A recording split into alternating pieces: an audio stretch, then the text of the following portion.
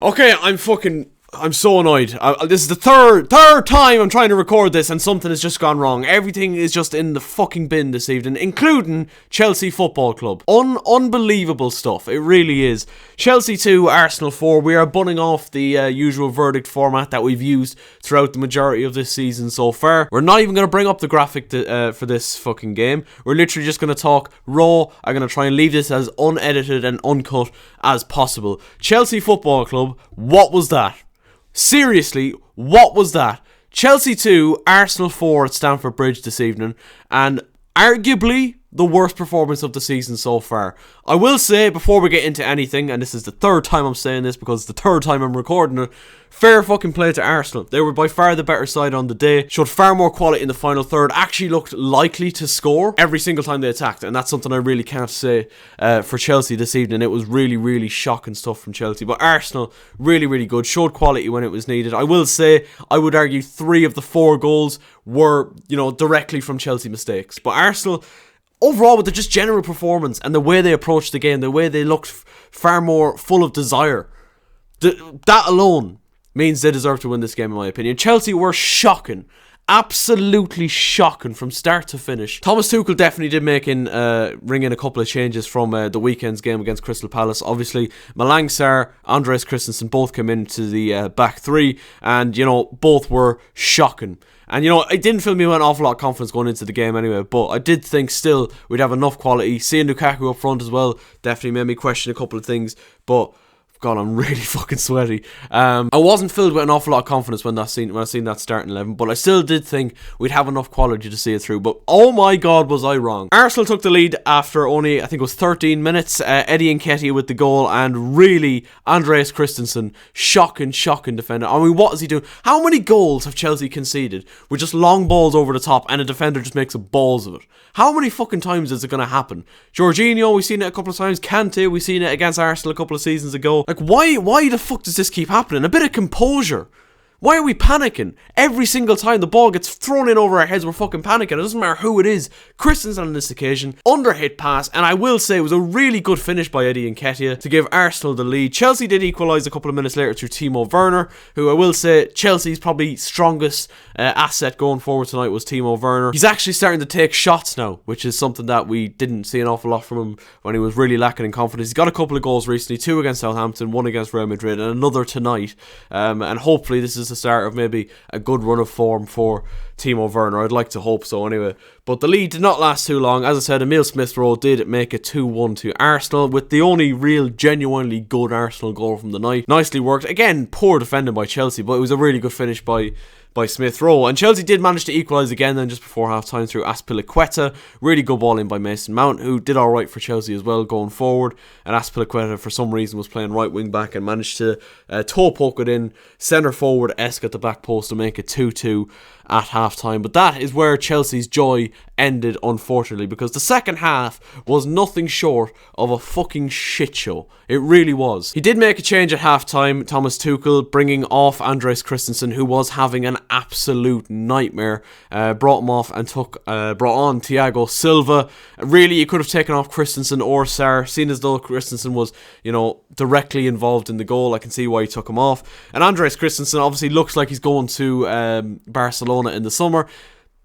Off with you. I honestly, I would be happy enough to not see Andreas Christensen play for Chelsea again, because that was shocking. It's not as if he's ever been overly consistent for us either. Do you know what I mean? Fair play, he's a Cobham graduate. Brilliant. Absolutely love to see that. But he's not Chelsea quality, in my opinion, and I'll be happy enough to see him leave in the summer. I would love also to see Malang Sarr leave in the summer as well, because, oh my God, that fucking third Arsenal goal, the second for Nketiah, what is going on there? Seriously. So the ball comes into Nketiah's feet, makes a really smart turn away from Thiago Silva, but I will say Thiago Silva, I didn't think this initially, but he does actually get a really good toe poke in on the ball off Eddie Nketiah.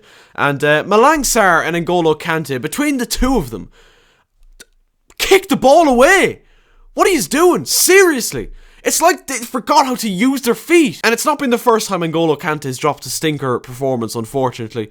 N'Golo Kante has been a terrific player for Chelsea over the last couple of years, and personally one of my favourites to don the Chelsea shirt.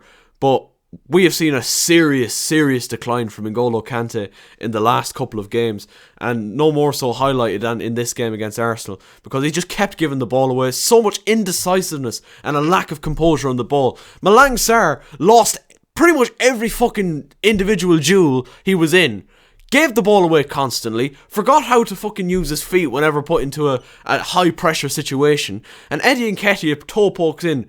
Probably the worst goal Chelsea have conceded all season. Genuinely, it was that bad. And between then and the fourth Arsenal goal, Chelsea never really looked likely at all. I mean, there was one point where Kai Havertz looked like he'd got in after a good ball in from Reece James. But really, that's the only occasion where I can feel like, Aaron Ramsdale was under any sort of pressure in that second half. And that is simply not good enough. At all. Arsenal did make it 4-2 then, thanks to a Bukayo Saka penalty, foul by Azpilicueta. And, lads, what the fuck was he doing? Seriously, what was Azpilicueta doing for that penalty incident? What's he at? What is he doing? He's not even looking at the ball. He's just fucking manhandling Bukayo Saka. What's he at? Like, what does he expect to happen? Does he expect VAR to overturn that? Seriously. Like, Azpilicueta, our captain, one of our more reliable heads. What is he doing? Saka sticks away the penalty with absolute ease. Really good penalty. Never a fucking danger of Edouard Mendy saving it anyway. 4-2 how it finished, but just too many bang average fucking performances out there. Mendy, not great, I will say that. Azpilicueta, shocking. Got his goal, but was shocking apart from that. Reece James, probably about average. Didn't really do anything wrong. Christensen and Sarr, I hope neither of them play for Chelsea again. Shocking. Alonso, awful. But we know Alonso is awful. He can drop the odd good performance here and there. But, by and large, most of the time you're getting a bang average performance out of Marcus Alonso. Can't really do anything about that. We don't have a left back at the minute. Chilwell's been injured all season. Loftus-Cheek gave the ball away a couple of times, but overall didn't think he was terrible. N'Golo Kante, shocking. Once again, and it really saddens me to see this decline in N'Golo Kante, but awful again. Mason Mount did alright going forward a couple of times, but fairly quiet in that second half. Timo Werner, by far and away our best player. Like, I don't think there's any doubt in that. He actually showed a bit of heart. He actually tried to run at Arsenal, created a couple of opportunities, scored his goal, and even second half probably looked like the only player likely to create anything going forward. Romelu Lukaku, get out of my club, please, kindly. We can send you back to Inter. You clearly want to be there, alright? What was it, 20 touches in the whole game? Not quite the stinker he dropped at Palace a couple of weeks ago. Only got 7 touches all game. But awful again. Terrible. First touch of an absolute donkey. Like, what's the story, lad? Do you know what I mean? You were supposed to have gone off to Inter and improved. You're coming back and you're dropping stinkers every single week. You come on and play. You give him the chance to start tonight. Doesn't repay the manager's faith at all. Kai Havertz is our striker.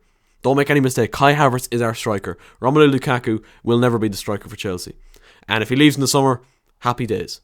Happy days. As for the subs, come on. Havertz did far more in 10 minutes than Lukaku did in an hour. Yeah, just by the sheer movement. And actually causing a bit of upset to Ben White and Gabriel and Holding. Do you know what I mean?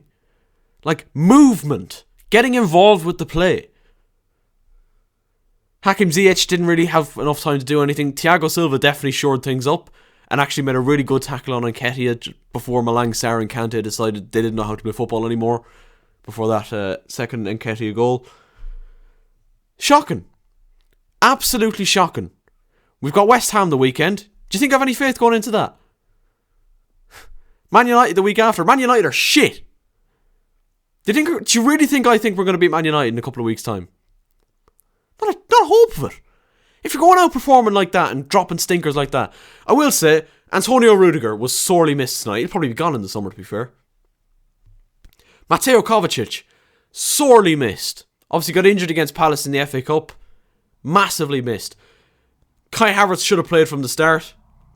I would never, ever trust Romelu Lukaku with a big game again, or any game, for that matter. Andreas Christensen, Malang Sarr, both awful. Awful. And I genuinely do believe it's up there with the worst Chelsea performances I've seen all season.